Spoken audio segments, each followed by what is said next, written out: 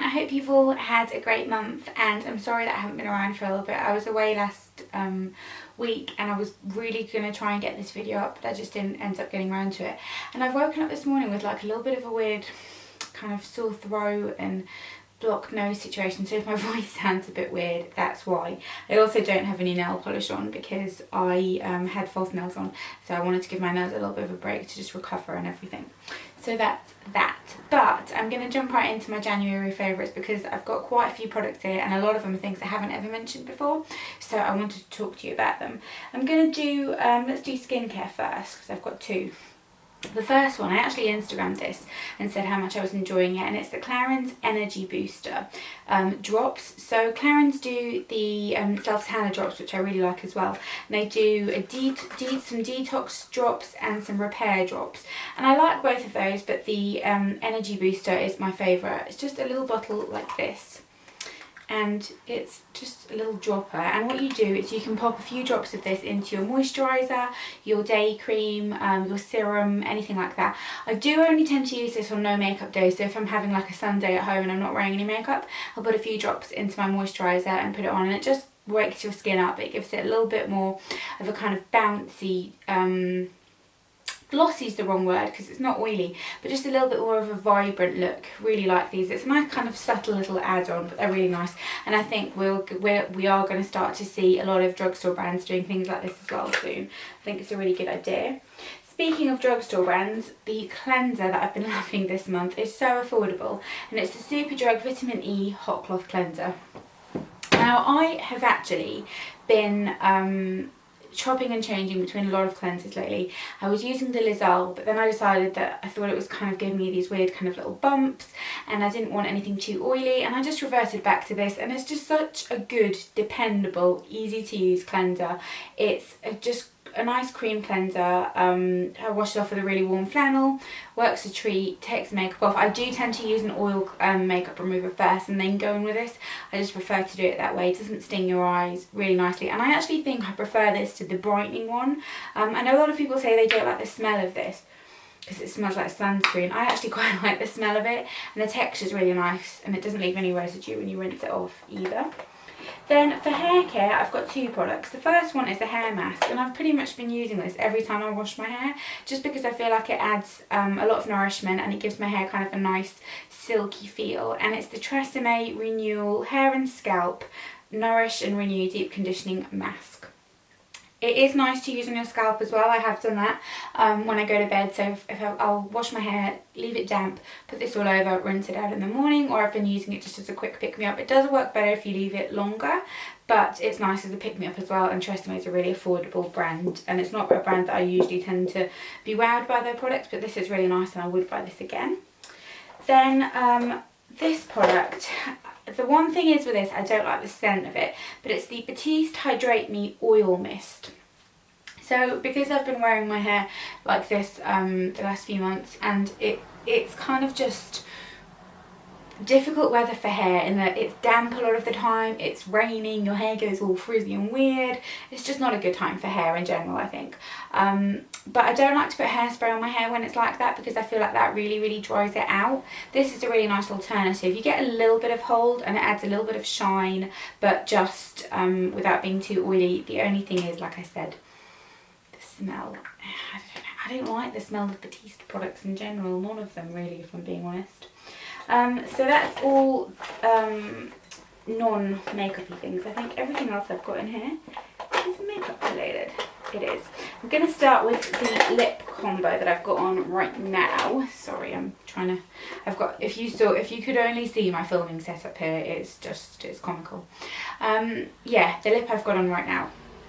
I am wearing MAC's Spice Lip Liner all around the outer part of my lips, and then I filled it in with the Anastasia Beverly Hills liquid lipstick in Dusty Rose. I love this lipstick, and I'm buying more of these lipsticks soon because it's such a good liquid lipstick.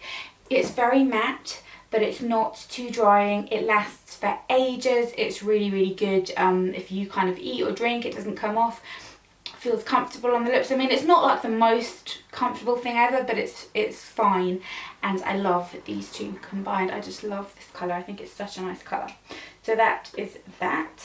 Then let's stay on the kind of theme of lip products. I've got two other ones here.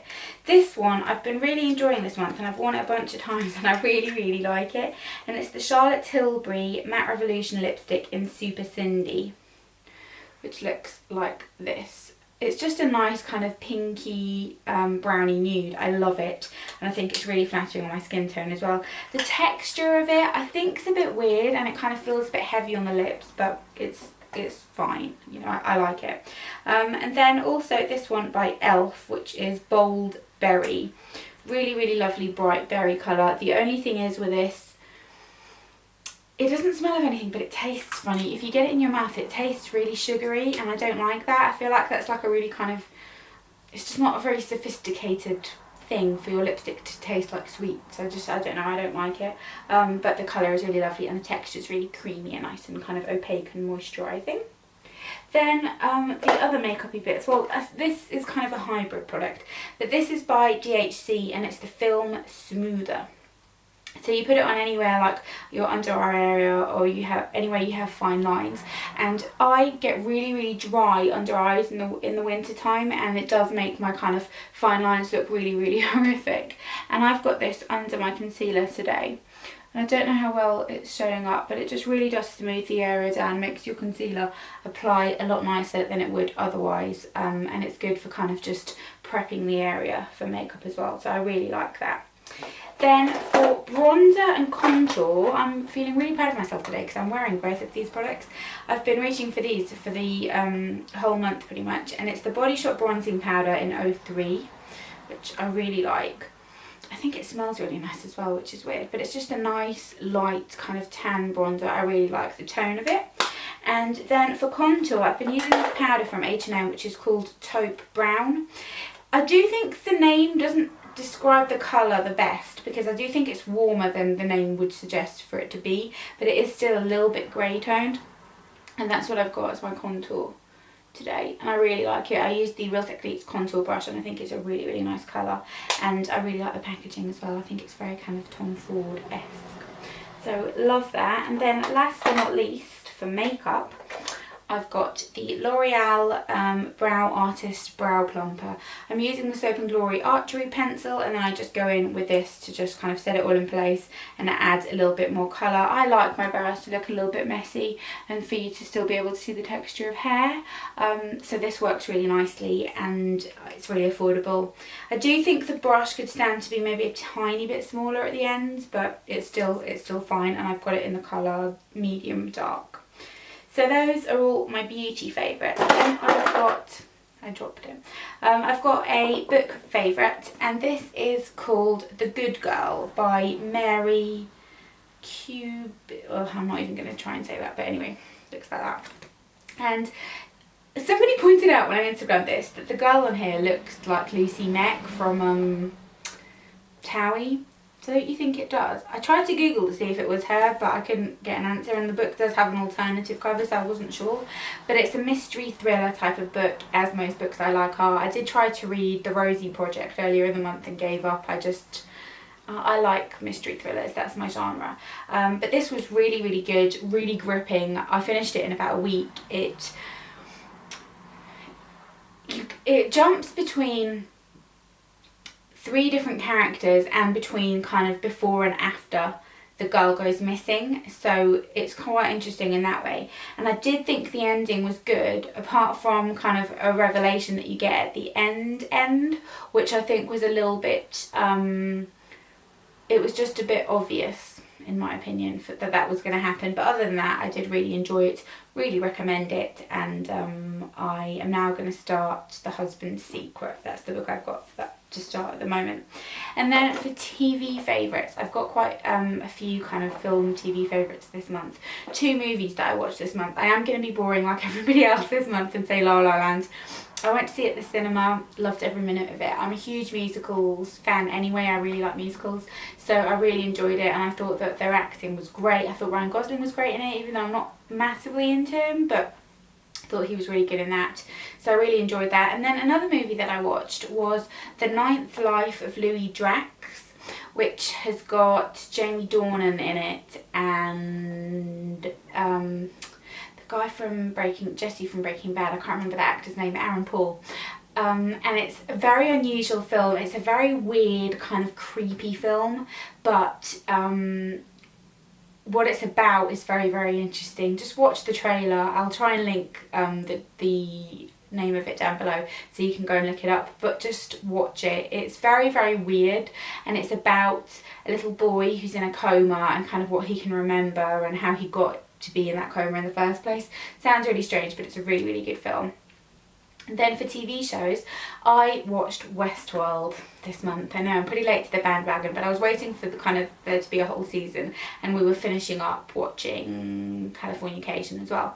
But I really enjoyed it, and I'm really surprised because I didn't think I was going to like it. It isn't necessarily my kind of film. I don't like things that are super futuristic, and I'm not into robots.